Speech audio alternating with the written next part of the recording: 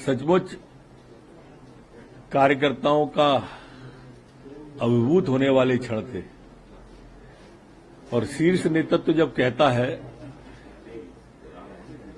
कि चुनाव ये सामने बैठे कार्यकर्ता जिताते हैं, इधर बैठे कार्यकर्ता मंच पे बैठे नहीं जिताते, तो कार्यकर्ता का सीना पोलिंग के कार्यकर्ताओं का 56 इंच का हो गया था। लगभग सभी कार्यकर्ता अभिभूत हुआ था।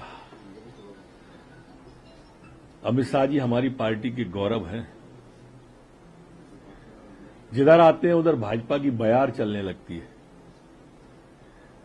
और उनके लगातार आने से कार्यकर्ताओं का मनोबल ऊंचाइयों पर चढ़ रहा है।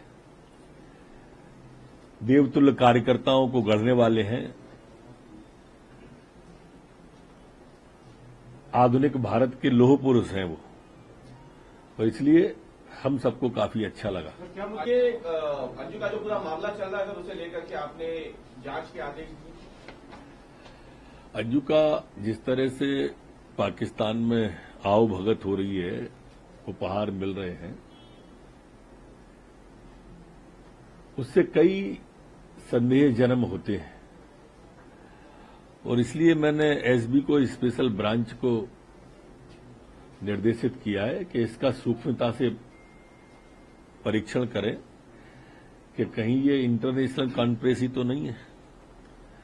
कॉन्स्पिरेसी अगर इंटरनेशनल हो, उन बिंदुओं को ध्यान में रख करके अंजू वाले केस को देखें। ग्वालियर जिले का मामला है ये। कमलनाथ और दिग्विजय शिव जी का अभिषेक कर रहे हैं और कह रहे हैं कि शिव भक्ति वो भी करते हैं या उसकी तरफ जा रहे हैं।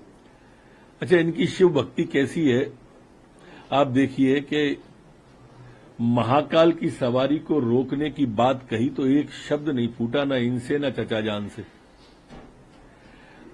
सवारी पर थूका तो एक शब्द नहीं बोली कांग्रेस पार्टी, कमलनाथ जी, न चचा जान। उल्टे चचा जान को जब उज्जैन में विवाद हुआ तो पाकिस्तान जिंदाबाद के नारे काजी साहब जिंदाबाद के सुनाई देने लगे। अब क्या कमलनाथ जी समझते हैं लोग इस बात को समझते नहीं है?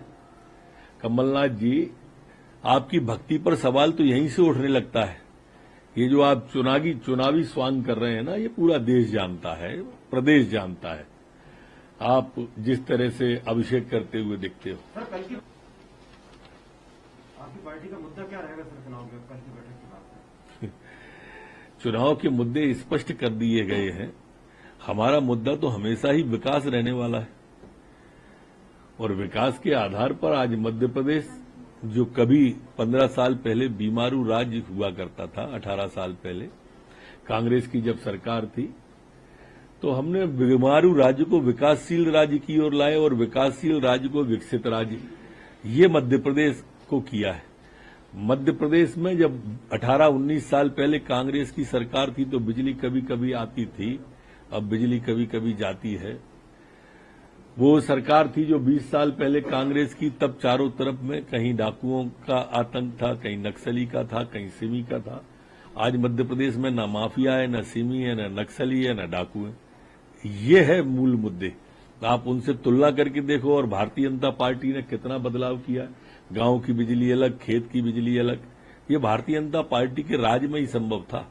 आप ध्यान करो, उस समय की तुलना करोगे तो किस तरह की पार्टी थी और किस तरह की सरकार थी। स्कूल पेड़ के नीचे लगते थे, अस्पतालों में दवाइयां नहीं होती थी। आज मध्य प्रदेश आत्मनिर्भर हुआ अस्पताल की दृष्टि से, चिकित्सा की दृष्टि से। आज हम शिक्षा की दृष्टि से आज सीएम राय स्कूल तक पहुंच गए हम। तो ये बदलाव मध्य प्रदेश की जनता स्वयं देख रही है। जब उनकी सरकार थी कांग्रेस की तो सड़कों में गड्ढे थे या गड्ढों की सड़क थी या गड्ढम गड्ढा था, पता ही नहीं चलता था। हमारा सागर से भोपाल तक की यात्रा 8-8 घंटे में होती थी, 7-7 घंटे में होती थी। आज 2 घंटे, 3 घंटे, 4 घंटे में ये यात्राएं जो हो रही हैं, ये सड़कों का जो जाल बिछाया ये पूरा प्रदेश देख रहा है। देखो, अमित शाह जी की आंधी चलना प्रारंभ हुई है। कई तंबू उखड़ते मिलेंगे आपको, आप देखते तो चलिए, शुरुआत है। मुस्लिम युवक कारण है, उसने ये बताया, उसका परिवार इस पे नाराजगी है। परिवार के लोगों ने जो नाम लिखाए थे उनकी गिरफ्तारी कर ली गई है। पूर्व की कोई शिकायत नहीं थी, अभी कोई सुसाइड नोट भी नहीं मिला है। लठेरी की घटना है ये, सिरोंज विधानसभा है, निशा कुशवाहा बिटिया थी।